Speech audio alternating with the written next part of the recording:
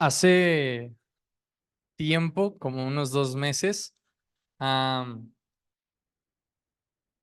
atravesé un momento o viví un momento en el que me sentía como estancado. No sé si a alguien les ha pasado eso. Levante su mano. Muy bien. Quiere decir que no estoy solo. Me van a entender. En el sentido de que había cosas que hacía, pero como que no encontraba un avance, sobre todo en el ámbito escolar. Sentía que estaba estudiando demasiado, pero no veía los avances proporcionales. Sentía que me estaba esforzando demasiado, pero no veía resultados eficientes o grandes como yo quisiera hacer, verlos.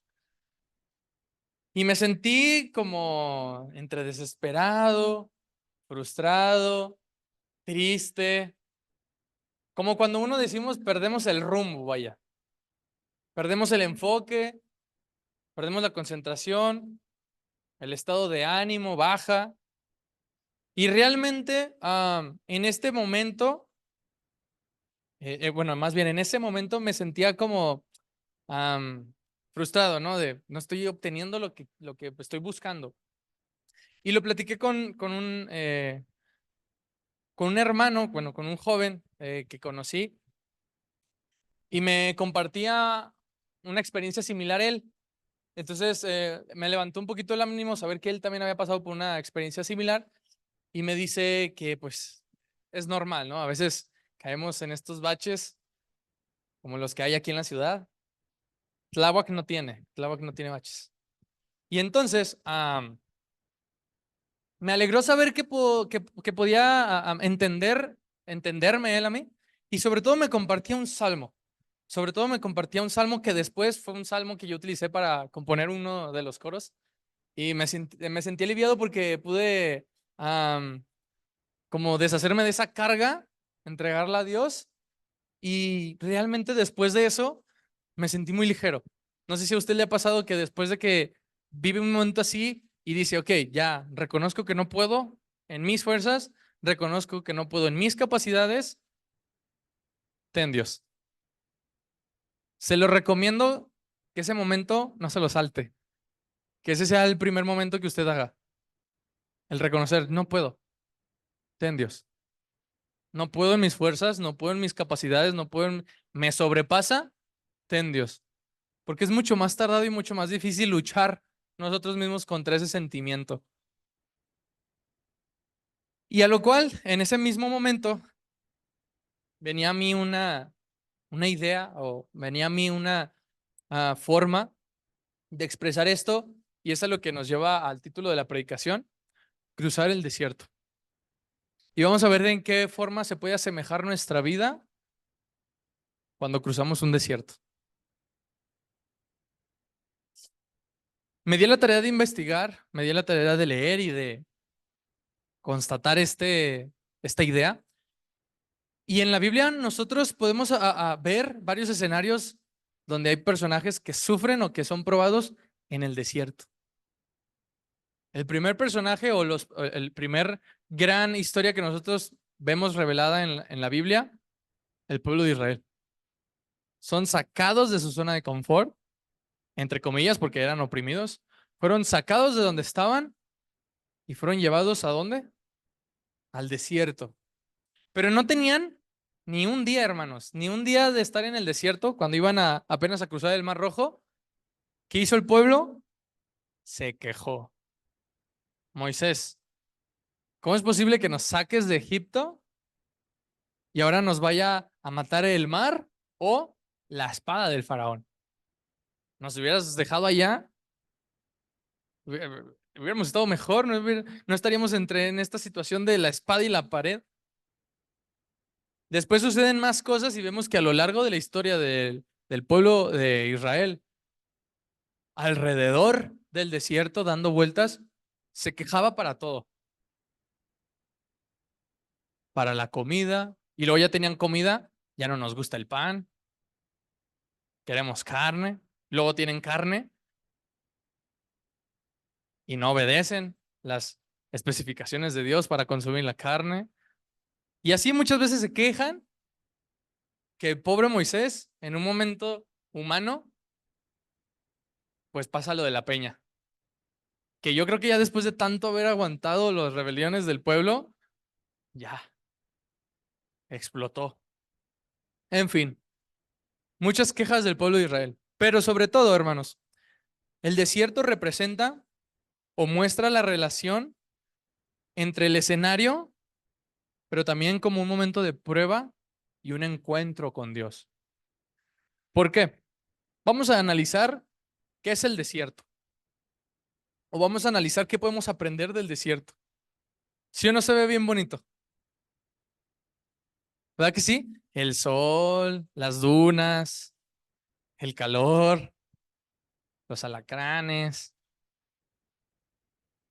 la falta de comida, la falta de agua. ¿Sí o no se ve bien bonito? ¿A quién le gustaría vivir ahí, hermanos? ¿Por qué no? Si vea la imagen, ¿sí o no se ve bien bonita la imagen? Pues nomás la imagen, ¿verdad? ¿Qué podemos ver en el desierto? Punto número uno, o qué podemos aprender del desierto. Punto número uno, lo árido, lo estéril. ¿Cómo podemos representarlo en nuestra vida? A veces nuestra vida parece sin vida. Suena raro esta frase, pero a veces nuestra vida parece sin vida. No encontramos agua, no encontramos comida y no encontramos compañía. Al agua nos podemos referir en algo que nos va a mantener vivos. ¿Se acuerda del Salmo, si no me equivoco, 42? Como el ciervo brama por las aguas, así mi alma está sedienta de ti, oh Dios. Ese siervo sabe que va a morir si no tiene que el agua. Y brama, grita, sufre porque quiere agua, necesita el agua. A veces nuestra vida parece así, no encontramos el agua, como el desierto. ¿Ha visto que en el desierto por el calor se hacen como espejismos? Así parece que es el agua, pero no era. Y estamos sedientos. A veces también nuestra vida parece que no encontramos comida, no encontramos alimento. Pero gracias a Dios que hubo alguien que nos dijo, yo soy el pan de vida. A veces parece que no encontramos agua, parece que no encontramos pan y sobre todo, hermanos, lo que más puede debilitarnos o una de las cosas que más puede debilitarnos, no encontramos compañía. Qué terrible situación el sentirnos solos. Es una de las situaciones más difíciles, de las situaciones en las que más tardamos en salir, la soledad. Y la soledad en nuestros tiempos es un mal que aqueja a todos, niños, jóvenes, adultos, adultos mayores, todos. En algún momento nos sentimos solos, como en el desierto. Volteamos a todos lados y no encontramos compañía. En Deuteronomio capítulo 32.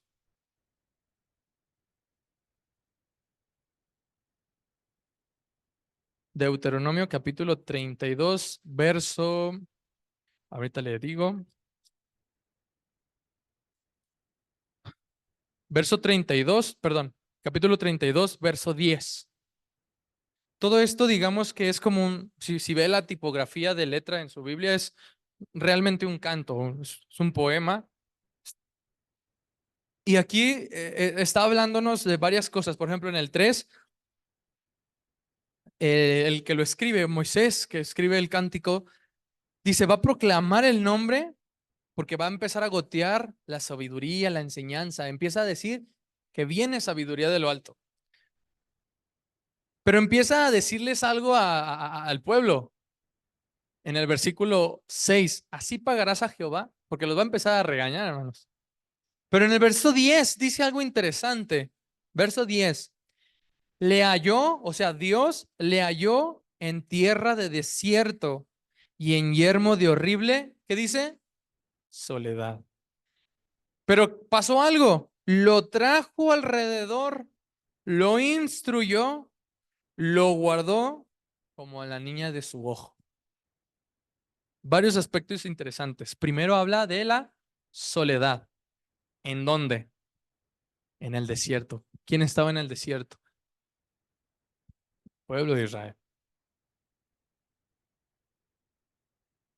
Por y para algo, Dios los hizo dar vueltas y vueltas en el desierto. No solamente los hizo, como pensaríamos vagamente de decir, pues los castigó, pues quería que todas las generaciones pasadas murieran. No, realmente su propósito era más allá, darles una lección a las futuras generaciones. Dice, así como estabas en el desierto solo, aún yo estaba contigo. Porque lo podemos ver, cuando caminaba por día el pueblo, ¿dónde estaba Dios? En la nube. Y en la noche, columna de fuego. Tuvieron comida, el maná, tuvieron carne, las codornices. Estuvieron solos, pero ellos se sentían solos. Así en soledad en el desierto te encontré, estuve contigo. Pero dice, lo trajo alrededor, dice Moisés, y lo instruyó. Y me quedé pensando, ¿quién instruye?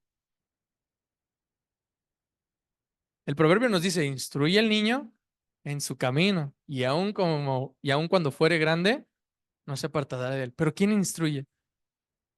El Padre. Desde ese momento Dios se muestra como un padre para nosotros. Lo instruyó, lo educó, lo guardó y dice, como a la niña de su ojo. Muchas veces hemos escuchado esta frase, ¿verdad que sí, hermanos? La niña de su ojo. Pero ¿realmente entendemos por qué la niña de su ojo? Y decimos, bueno, es que son las hermanas. Y los hermanos, el niño de su ojo. ¿O cómo? Esta era una expresión utilizada para referirse a que lo más pequeño del ojo aún estaba cubierto por el párpado. Aún lo más pequeño, pero fundamental para el ojo, iba a estar cubierto. De esa manera nos guardaba Dios, o de esa manera nos guarda y nos cuida Dios. Entonces a veces nuestra vida pues parece árida, parece estéril, sin agua, sin comida y sin compañía. ¿Qué más podemos ver que representa el desierto? Bueno, representa una prueba en el desierto. El desierto representa una verdadera prueba. Este tipo de escenarios, el desierto, supone un gran reto para nuestra vida, para nuestro desarrollo como personas. Hay una frase del doctor Víctor Frank en su libro El hombre en busca del sentido que me pareció interesante. Este era un doctor psicoanalista judío que estuvo en los campos de concentración. Y en su libro dice, cualquier hombre, o sea, hablando a la humanidad, cualquier hombre es capaz de decidir quién quiere ser, aún en los escenarios más fuertes, más difíciles. Porque él analizaba que aún entre los judíos había quienes se corrompían, dejaban de creer en Dios, empezaban a consumir otras cosas que no debían, o empezaban a hacerse de parte de los alemanes para también castigar a los propios judíos. Pero había quienes se mantenían íntegros. Y él analizaba esto y decía, aún el hombre, sobajado en esa situación, puede conservar su voluntad. Puede conservar su voluntad. Pero ¿quién lo decide al final de cuentas? El hombre mismo. Cualquier hombre puede decidir quién quiere ser. Por lo tanto, en el desierto, en la prueba, ¿usted quién quiere ser? ¿Quiere ser el cristiano que soportó la prueba? ¿Que la pasó firme? ¿Que estuvo triste? ¿Sí? ¿Que le fue difícil, pero pudo cruzar el desierto? ¿O quieres ser aquel que renunció a mitad del camino? Que se dio por vencido, que se dejó morir o que traicionó. Es una verdadera prueba, un verdadero reto. ¿Cómo vamos a superarlo? Y más importante, ¿qué resulta o qué sentido tiene esa prueba? Descubrir quién soy en realidad. Descubrir quién soy en realidad. Deuteronomio 8, Deuteronomio, más atrás de donde estábamos, capítulo 8. ¿Está aquí todavía? Muy bien, ya nomás me faltan 2 horas. Deuteronomio capítulo 8, verso 2. Voy a leer desde el 1. Cuidaréis de poner por obra todo mandamiento que yo os ordeno hoy, para que viváis y seáis multiplicados y entréis y poseéis la tierra que Jehová prometió con juramento a vuestros padres. 2. Y te acordarás de todo el camino por donde te ha traído Jehová tu Dios estos 40 años. ¿En dónde? En el desierto. Pero dice Dios, ¿para qué? ¿Para qué? No les entiendo. ¿Para qué? Para afligirte. Dios tiene un propósito para que cruces ese desierto. No es casualidad, no es porque es malo. Tiene un propósito para afligirte. Y vamos a ver qué más. Para probarte. Pero fíjense cómo dice al siguiente. Para saber lo que había en tu corazón. Dios es omnisciente. ¿Cierto o falso? ¿Y por qué tendría que probar algo que ya sabe? El descubrimiento es para nosotros, no para Él.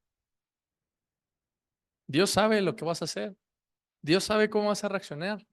Pero quiere que tú te des cuenta. Quiere que tú descubras qué hay en tu corazón. Para afligirte, dice. Para probarte. Para saber qué hay dentro de ti. Para descubrir quién eres en verdad. Hay una frase, no recuerdo el autor, ahí sí le quedó mal, que dice, somos realmente quienes somos cuando estamos a solas. Piense usted cómo es cuando nadie lo ve. Ese es el verdadero yo. Ese es el verdadero yo. Si le agradó como es, qué bueno. Si no le agradó, hay que cambiar algo. Por lo tanto, esta pregunta que les hacía a los jóvenes hace rato y una pregunta que debatíamos arduamente Luis y Paco, Dios no solamente permite las pruebas, sí las pone.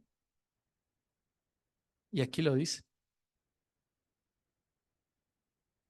Quiere conocer algo, no que no lo sepa, para probar qué hay en tu corazón. O sea, un propósito.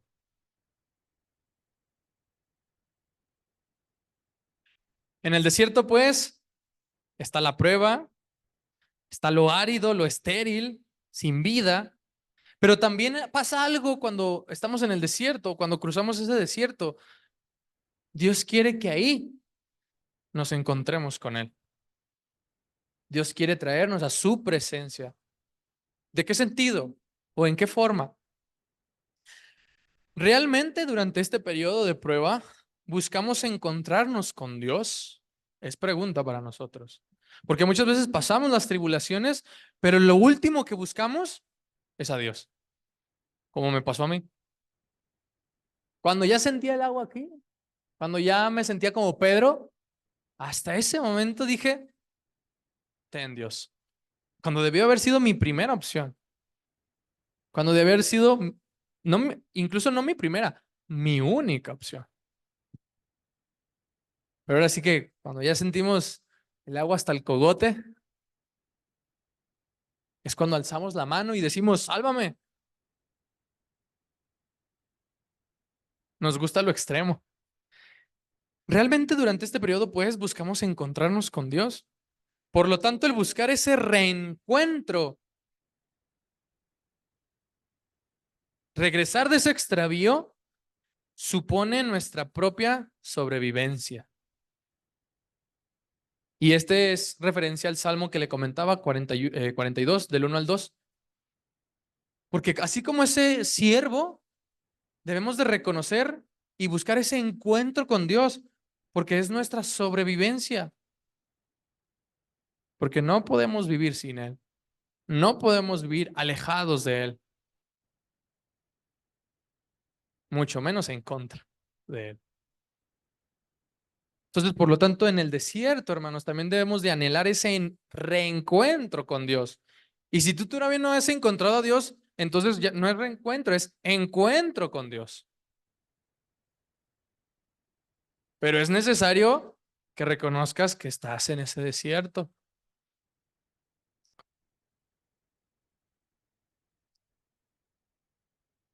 ¿Qué supone también el desierto? Darnos cuenta de nuestra dependencia a Dios. El reconocer que necesitamos ese encuentro con Dios, como en el versículo anterior, nos hace dos cosas. Primero, humillarnos. Dijo Jesús, aquel que se humille será enaltecido. Porque aquellos que se enaltecen son humillados. De lo más débil, dice Pablo, escogió del mundo para mostrar su fuerza. A todos los necios, a todos los que se creen saber. Pero tienes que reconocer tu dependencia a Dios. Tienes que anhelar ese encuentro con Dios. Humillarnos y, le dije que eran dos cosas, humillarnos y reconocer también nuestra dependencia de Él y reconocer nuestros errores. Que yo sé que es bien fácil, ¿verdad? Reconocer nuestros errores. No, no es fácil. No es fácil. No es fácil decir perdón. ¿Verdad que no? No es fácil. Tuve la culpa. No es fácil. Yo fui el causante. No es fácil. Discúlpame. No es fácil. Melina se ríe. Cuidado, Paco. Porque nos come el monstruo del orgullo, el monstruo del ego, el monstruo del yo. O, yo sé que aquí las hermanas no dicen esto, pero que me busque. ¿Verdad que no dicen eso, hermanas? ¿Verdad que no? No. Y los hermanos, ¿verdad que no dicen? Que ella me pida perdón. ¿Verdad que no dicen eso, hermanos? Yo sé que no. Porque nos comen esos monstruos del orgullo, del yo, del ego. Y se nos olvida lo que dijo Jesús en Mateo capítulo 5. Si te acuerdas que tu hermano tiene algo en contra tuya, ¿quién debe ir a ponerse a cuentas? Yo. Bueno, usted. Bueno, yo también, usted también. No voy a esperar aquí sentadito que ella me pida perdón, que él me pida perdón, que ellos me busquen. Solo alimentas a ese monstruo del ego. Solo alimentas a ese monstruo del yo.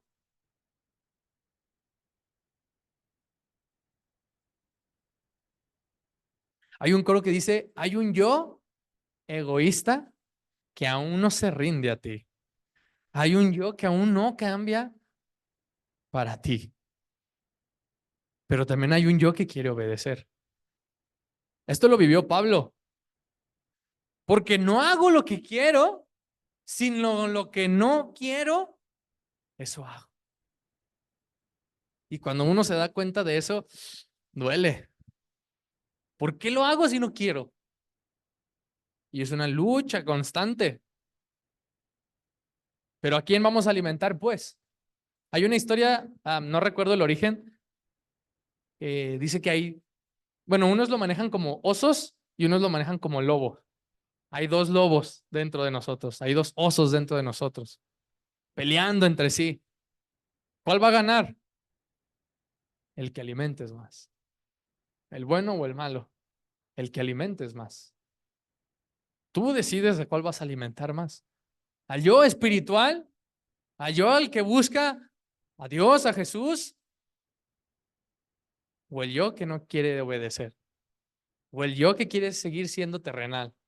¿El yo que quiere seguir siendo carne? ¿El yo que quiere tener todavía esa sabiduría del mundo? ¿Cuál va a crecer más? El que alimentemos más. Entonces, recapitulando, en el desierto encontramos que es estéril, que es árido, sin vida, que en el desierto se encuentra la prueba, que en el desierto surge el encuentro o el reencuentro con Dios, que en el desierto debemos de darnos cuenta la dependencia de Dios o en Dios. Pero sobre todo, hermanos, lo más importante de cruzar el desierto, lo más importante de lo que vivió el pueblo de Israel, no fue cruzar el desierto, hermanos, así como lo escucha. Ha vivido engañado. Lo más importante para Dios no era crucen el desierto. Lo más importante para Dios era qué hay después de ese desierto. La meta última no era que crucen el desierto. Ah, ya lo crucé. No, la meta última era qué hay después del desierto. ¿Qué hay después de que cruzas el desierto? ¿Qué hay después de que pasas tu prueba? Eso es lo importante. ¿Qué hay pues entonces después de cruzar el desierto? Es el camino hacia la tierra prometida. No puedes llegar a la tierra prometida si no cruzas ese desierto. El pueblo de Israel no pudo llegar a tierra donde fluye leche y miel si no cruzaba el desierto. No hubo atajos, no hubo más simple. No hubo de que pues rodeamos esta montaña y ya llegamos. No hubo de que ya tenemos 20 años, Dios, ya llévanos. No, no se pudo saltar ninguna etapa, no se pudo saltar ningún proceso, no pudo abreviar su camino. Para llegar a la tierra prometida, tuvo que atravesar ¿qué cosa? El desierto. No tuvo escapatoria. Salmo 37, 34. Salmo 37,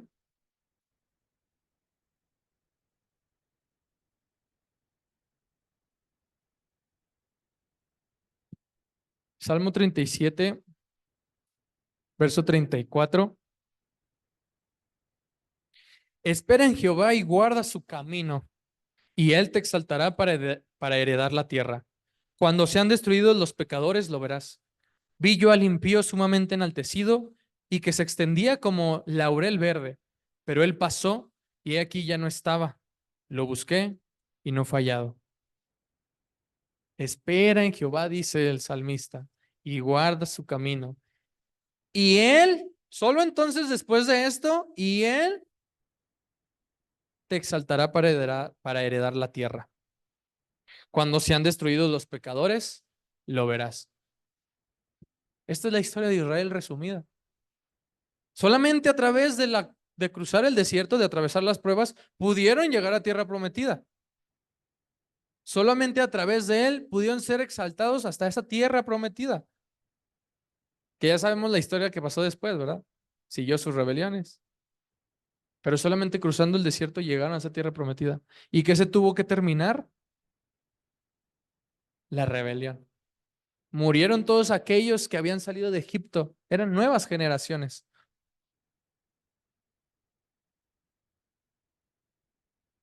Tenemos que atravesar el desierto. En Hechos capítulo 14, en Hechos capítulo 14,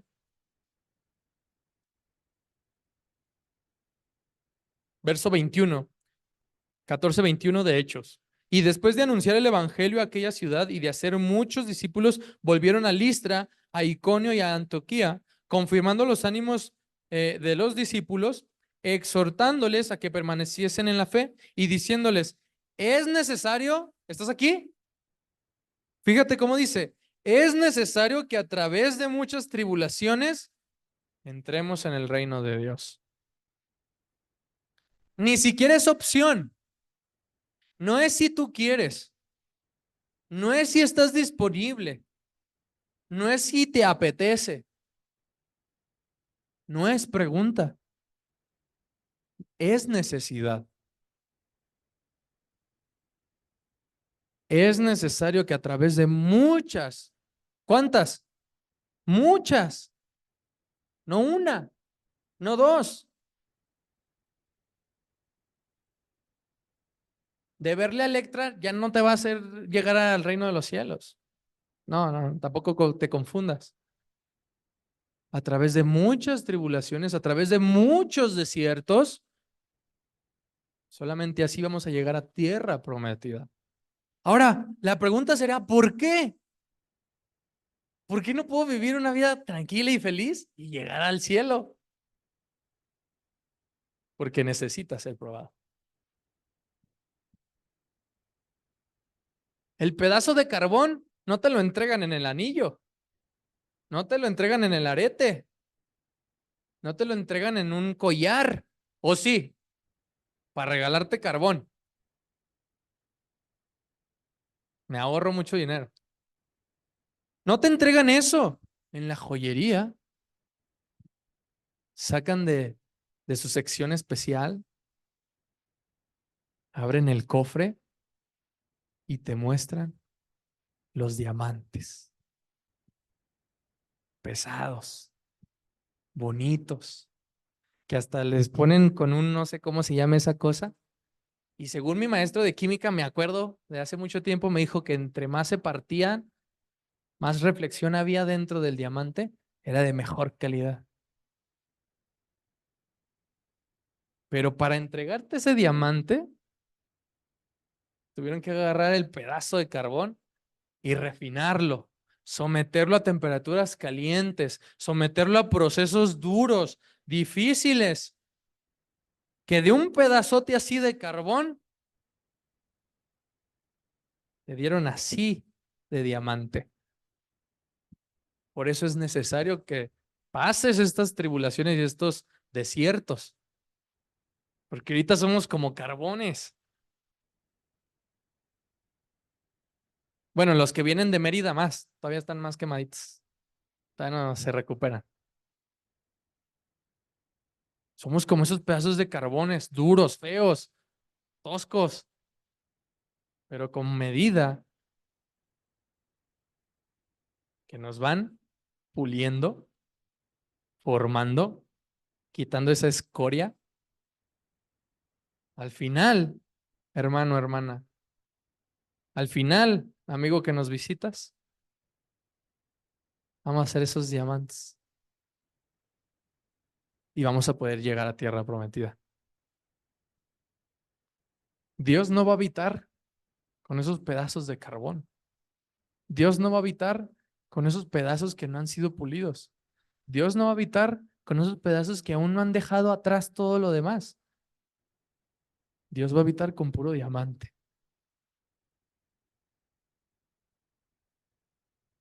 ¿Sigues aquí? Muy bien. Entonces, por último, hermanos, es en el desierto, es en este momento, en estas pruebas, donde Dios nos va a hablar. Ahora, no te me asustes, no vas a escuchar una voz. Si escuchas una voz, te invito a que vayas con el doctor, con el médico, por favor. Dios no te va a hablar, no vas a escuchar una voz. Dios te va a mostrar en tu vida. Dios va a poner personas en tu vida. Dios va a tener un mensaje en su palabra. Eso sí Dios te va a poder hablar. Entonces en estos desiertos es donde Dios habla. Y ahora, por tanto, la resolución o el objetivo o uno de los finales de estas pruebas es el momento esperado, el alivio, la respuesta, cuando Dios se manifiesta según su voluntad para mostrarnos su amor y su ayuda. Pero, ¿de qué manera puedo yo ver esto? Porque el pueblo de Israel veía la nube y aún sabiendo que era Dios, hacía lo malo. El pueblo de Israel veía el fuego y aún sabiendo que era Dios, hacía lo malo. Veían el maná, lo comían y aún así hacían lo malo. A veces en nuestra vida somos igual que el pueblo de Israel. Vemos las grandezas de Dios. Vemos lo que Dios nos manda. Vemos todo lo que tenemos gracias a Dios. Y aún así desobedecemos. Y aún así somos como los hijos ingratos. Y aún así nos rebelamos. Y aún así hacemos todo lo malo. En este momento es cuando Dios nos va a hablar. ¿De qué manera nos va a poder hacer o de qué manera vamos a poder notar esto? En Oseas, el profeta Oseas nos dice algo interesante acerca de esto. Si usted no sabe de Oseas, si viene en la Biblia, entre Génesis y Apocalipsis, ahí búscalo. Oseas capítulo 2, Oseas capítulo 2, vamos a leer el verso 14. Oseas capítulo 2, verso 14. Pero he aquí que yo la atraeré y la llevaré. ¿A dónde? ¿A dónde? Yo le hablaré, la voy a traer y voy a hablar en el desierto y le voy a hablar a su corazón.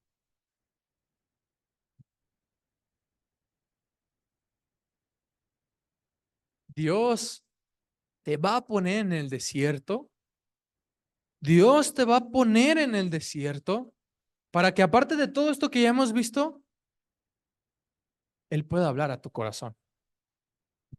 Una vez escuché al hermano Barrera decir que en los momentos más tristes es cuando nuestro corazón está más cerca de Dios, que estamos humillados, estamos en necesidad, estamos sufriendo y es cuando más buscamos a Dios. Dios te va a traer al desierto con un propósito. Dios necesita que cruces ese desierto para poder hablar a tu corazón, para poder decirte, yo estoy aquí, para que recuerdes, mira que te mando que te esfuerces y seas valiente, para que recuerdes, yo soy tu roca, yo soy tu castillo, yo soy guardia de Israel, el que no duerme, el que no desmaya. Y quiere recordar todo eso en el desierto. Por eso es necesario que lo cruces. No tenemos opción. En la vida, dice Jesús, tendréis aflicción, pero no se preocupen. Yo he vencido el mundo.